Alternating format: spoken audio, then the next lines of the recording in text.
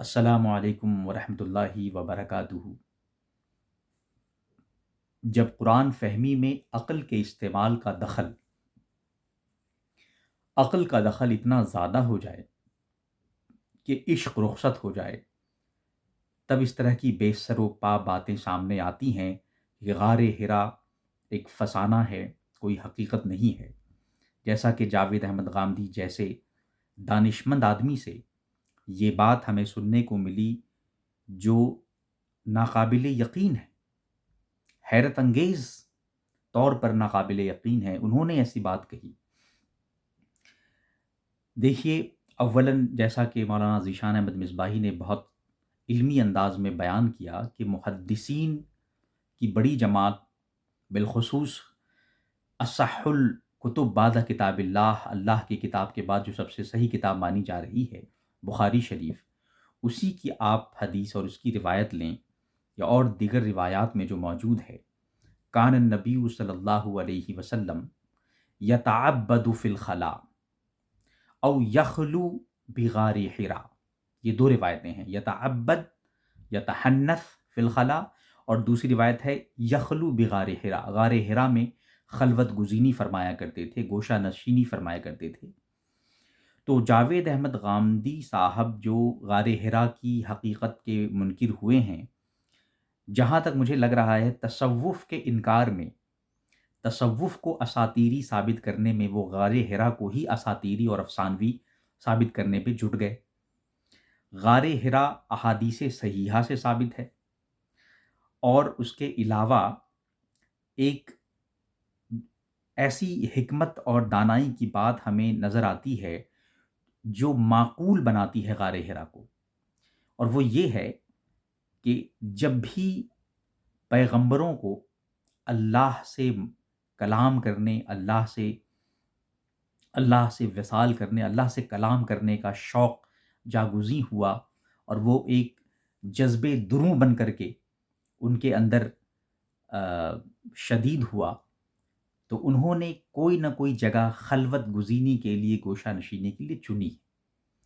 موسیٰ علیہ السلام کہاں جا رہے تھے؟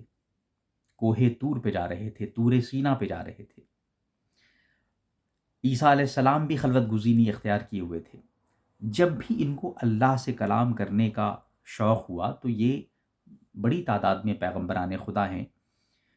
موسیٰ علیہ السلام موسیٰ علیہ السلام طور سینا پہ جایا کرتے تھے، اور طور سینا پہ سب سے پہلی آیت جو نازل ہوئی عبرانی زبان میں، موسیٰ کے، موسیٰ ہیئر می، او موسیٰ ہیئر می، اے موسیٰ مجھے سنو۔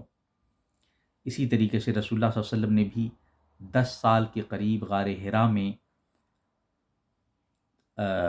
خلوت گزینی فرمائی، گوشہ نشینی فرمائی، تب جا کر کے اللہ کا کلام نازل ہوا، اقرا بسم ربک الذی خلق۔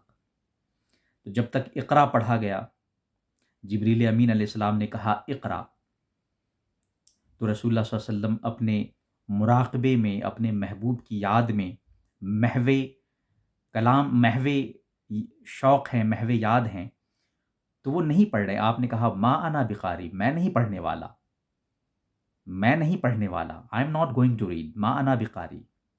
اس کے معنی یہ نہیں ہے کہ میں پڑھنا نہیں جانتا، I do not know how to read, بلکہ ما انا بقاری، I am not going to read, exact translation اس کا یہی ہے۔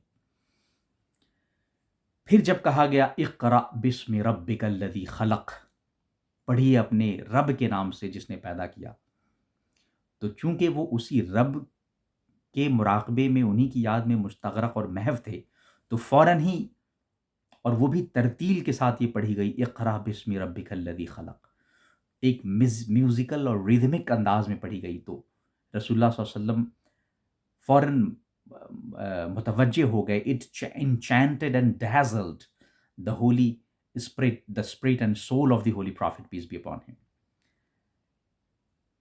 تو یہ پورا واقعہ ہمیں بتاتا ہے کہ غار حرا میں کیا کیا ہوا، غار حرا کی حقیقت کیا ہے۔ 10 سال گزارے ہیں، اور سب سے بڑی بات یہ ہے کہ ہیریٹیج سائٹ موجود ہے، آرکائیولوجیکل سائٹ موجود ہے۔ یہ کوئی صرف صوفیہ کرام اور محدثین کی روایات چھوڑ دیجیے، آپ پوری ہیریٹیج سائٹ موجود ہے، غار حرا ہے، ہم جا رہے ہیں، جاتے ہیں، زیارت کرتے ہیں۔